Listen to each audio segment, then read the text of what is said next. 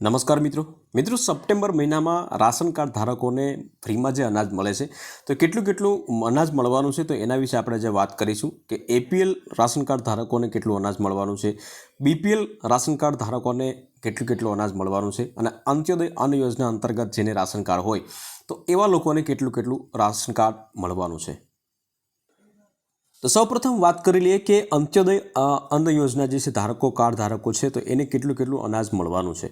તો સૌપ્રથમ વાત કરી લઈએ ઘઉંની, તો ઘઉં એને 15 કિલો કાર્ડ દીઠ મળશે અને એ પણ વિના મૂલ્યે મળશે, એક પણ રૂપિયો એને આપવાનો નથી।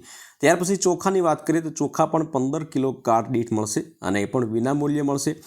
બાજરી અને જુવાર જે છે તો એમાંથી બેમાંથી કોઈ પણ એક વસ્તુ મળશે। બાજરી હશે તો બાજરી મળશે અને જુવાર હશે તો જુવાર તમને મળશે। કેટલી મળશે તો કે 5 કિલો કાર્ડ દીઠ મળશે અને એ પણ વિના મૂલ્યે મળશે।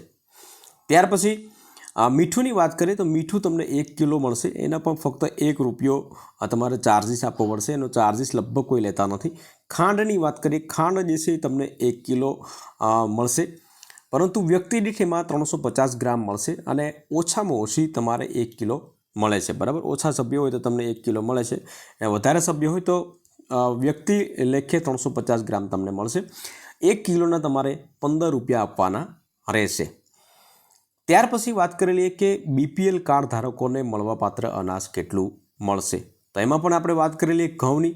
ઘઉં તમને મળશે 2 કિલો વ્યક્તિ દીઠ, 2 કિલો વ્યક્તિ દીઠ મળશે, એ પણ વિના મૂલ્યે મળશે।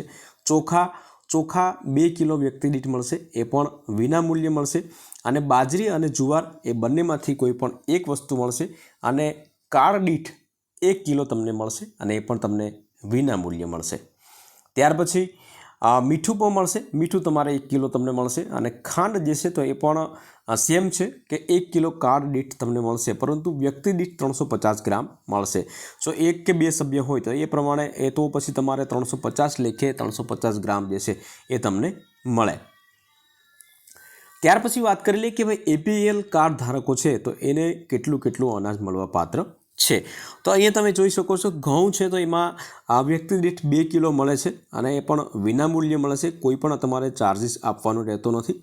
ત્યાર પછી આવે છે ચોખા, તો ચોખા પણ 2 કિલો વ્યક્તિ દીઠ મળે છે અને એ પણ વિના મૂલ્યે મળે છે।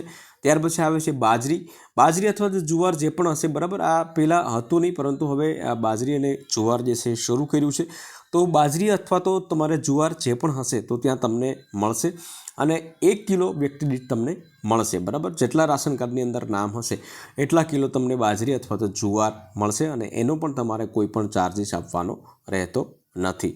ત્યાર પછી વાત કરી લઈએ મીઠું, તો મીઠું તો દર મહિને આવે છે, બરાબર, અને 1 કિલો તમને મળશે, 1 રૂપિયાનો ચાર્જિસ છે। તો આ પ્રમાણે તમારે એપીએલ, બીપીએલ અને એનએફએસએ જે છે અંત્યોદય અન્ન યોજનાવાળા જે ધારકો છે તો એને કાર્ડ દીઠ એટલું અનાજ મળે છે। મિત્રો, વિડીયો ગમ્યો હોય તો વિડીયોને એક લાઇક જરૂરથી કરી દેજો, શેર કરજો અને ચેનલ ઉપર નવા આવ્યા હોય તો ચેનલને સબસ્ક્રાઈબ જરૂરથી કરી દેજો।